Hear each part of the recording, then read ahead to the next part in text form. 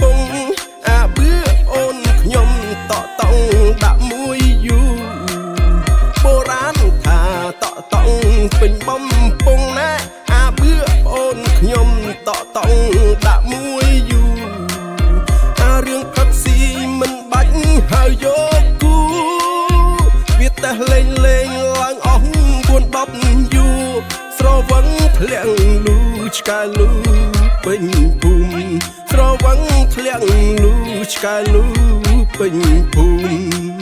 ភូមិជើងភូមិពូអ្នកណាកលបីឈ្មោះវា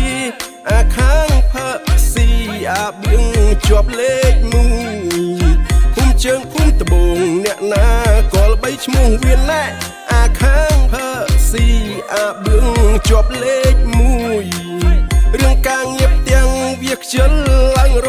លួយប្រើវាបោចមួនវាស្រែកថាអាយយោយប្រើវាញយញយពួនទៅ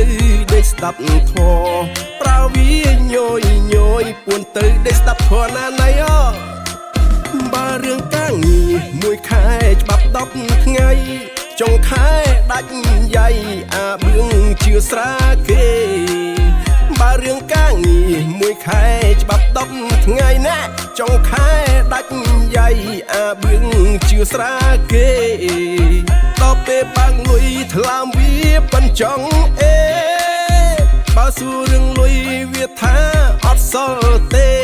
វាថាសល់ដែរសល់តែកវលកំពងវាថាសល់ដែរសល់តែកវលកំពងកវលកំពង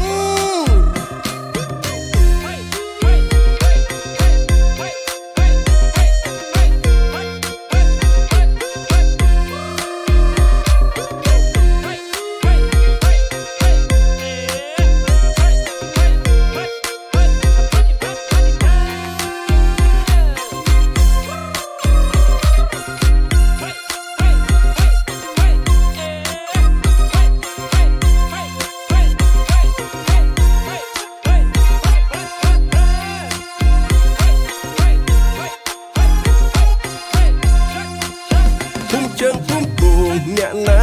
កលបីឈ្មោះវាអាខាងផឹកស៊ីអាបឿងជាប់លេខ1ភូមិជើងភូមិត្បូងអ្នកណាកលបីឈ្មោះវាណែអាខាងផឹកស៊ីអាបឿងជាប់លេខ